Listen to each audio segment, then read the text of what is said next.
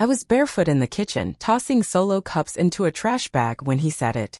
We were laughing, and then he looked right at me and said, "Do you want me to show you how this party should end?" It hung there, half a joke, half a dare. I froze for just a second. The kind of pause where you feel your own heartbeat, heavy and slow, like it's waiting for you to make a choice. The pajama party had officially ended. Everyone else was gone, sprawled into lifts, passed out upstairs, or texting their hookups. The living room was a battlefield of fleece blankets, popcorn, and scented candle smoke. I was still in my old cotton shorts and a worn t-shirt with a faded cartoon print, one sock off, 1 foot cold on the tile. My hair was a mess. I hadn't looked in the mirror in hours. I didn't think I needed to. He was leaning against the counter, arms crossed, shirt untucked. There was something unraveled about him, his hair, his voice, the way his gaze didn't look away when I caught it. A little drunk, a little too honest. And way too close. I laughed reflexively. "You're such an idiot." He didn't laugh back. I tried to squeeze past him, the bag swinging in my hand. And that's when he did it, his hand wrapped around my wrist. Firm. Not rough. But not something I could ignore either. That's the moment everything changed. The air between us thickened like the night had suddenly remembered it was full of secrets. My breath caught in my throat. His fingers weren't just holding me, they were asking. Or maybe telling. I couldn't decide which made me shiver more. "Say no," he whispered. But his voice didn't sound like he wanted me to. And the truth? I didn't want to say no. Not anymore. Not with the taste of laughter still on my lips. Not with the whole house quiet enough to hear my heart breaking into something new. His thumb brushed lightly against the inside of my wrist, and something sharp and electric shot up my arm. I wasn't prepared for how much my body noticed him. Every inch of me suddenly remembered it was touchable. I looked up at him. His eyes didn't flinch. Just stayed on mine. He wasn't smiling. There was no smirk, no cocky comment coming. Just a raw, quiet intensity that pinned me right there in that moment like I was the only person left in the world. "I'm serious," he said, softer now. "You can say no. And I'll leave." And I believed him. But I didn't want him to leave.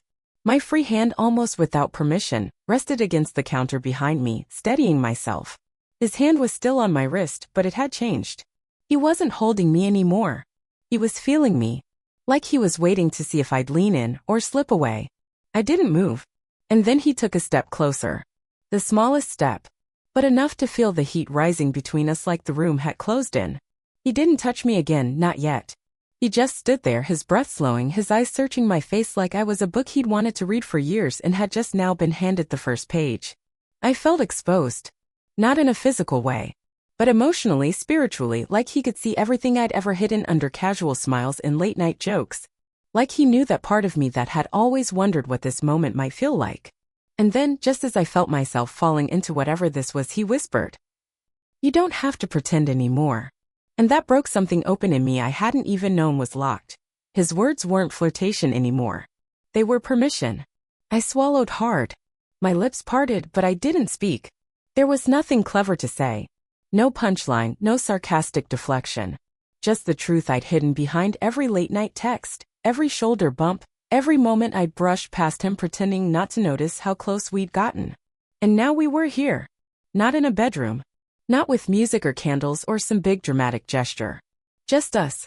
A kitchen light humming above. The smell of wine and citrus dish soap. And something sacred unraveling in the space between our breath. He raised his hand slowly. It hovered near my jaw like he didn't quite trust himself to touch me. But I tilted toward him. Just enough. And that was all he needed. His fingertips found the side of my neck. Barely. Like a whisper learning how to speak. I felt it down to my knees. The kind of touch that didn't ask for anything, just noticed me. Noticed my pulse. My shiver. The way I breathed a little differently when he was close. I thought he was going to kiss me. I was ready for it. Aching for it, actually. But he didn't. He just pressed his forehead to mine. His breath mingling with mine. His thumb tracing that same rhythm against my skin.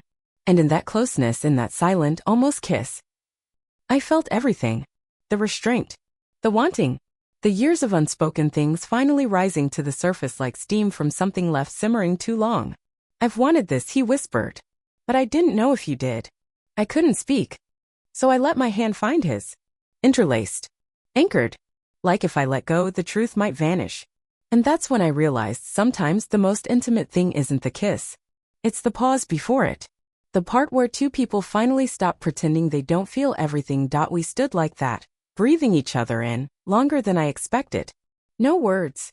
No rush. His thumb was still moving against the side of my hand, like a quiet metronome keeping time to a song only we could hear. I felt like I was inside a moment I'd dreamed 1,000 times, only this time it wasn't a dream. It was heavier. Realer. So close I could taste the warmth of him without ever needing to move. Then finally he tilted his face toward mine. But still didn't kiss me. Instead, his lips brushed against the corner of my mouth. Just a trace. A suggestion. Like he was asking again, are you sure? I turned into him. Not dramatically. Not with fire and thunder. Just, honestly. Gently. And our lips met like they were always meant to, like the moment had been waiting on us, not the other way around. It wasn't rushed. It wasn't wild. It was deep, quiet, devastatingly tender. His hand moved up into my hair. Mine slid beneath his shirt, not daring too far, just enough to feel that first gasp against my fingertips. Skin warm, muscles tensing. Everything about him was trembling restraint, like he'd thought about this for so long he didn't want to ruin it by taking too much. I wasn't sure who let the first sound out. Maybe him. Maybe me. But there it was, a soft exhale, like release, like surrender. And in that moment, with the fridge humming behind us and the world still spinning outside, I felt myself let go. Not just of fear, but of the version of me that thought I wasn't allowed to want this. To want him. He kissed me like he wasn't trying to win me but remember me. Like we'd always been here, just waiting for the rest of our lives to catch up. And when we finally pulled apart barely, he looked at me with the quietest smile, the kind that made my chest ache. Now he whispered, this is how the party should have ended. I was barefoot in the kitchen, tossing solo cups into a trash bag when he said it. Do you want me to show you how this party should end?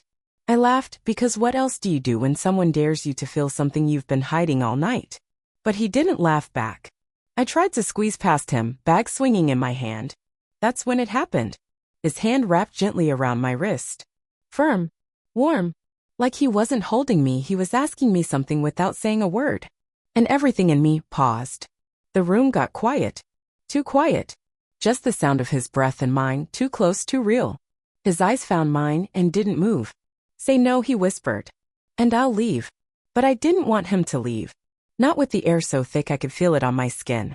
Not with his thumb slowly tracing my pulse like he'd found something sacred. I stood still. And he stepped closer. Not enough to touch but enough to feel. He raised his hand to my jaw, slowly, like I might disappear. And then, he just stayed there. His forehead rested against mine. His breath, my breath, nothing else. I've wanted this, he said. But I didn't know if you did. I couldn't speak. So I just laced my fingers into his. And that's when I knew, this wasn't about the kiss. It was about the pause before it. The ache. The silence. The truth we couldn't hide anymore. When he finally kissed me, it wasn't wild. It was slow. Deep. Devastatingly tender. His hand found the back of my neck. Mine slid beneath his shirt, just enough to feel him shiver. We melted into the moment like we'd always belonged there. And when we finally pulled back barely, he whispered, now this is how the party should have ended.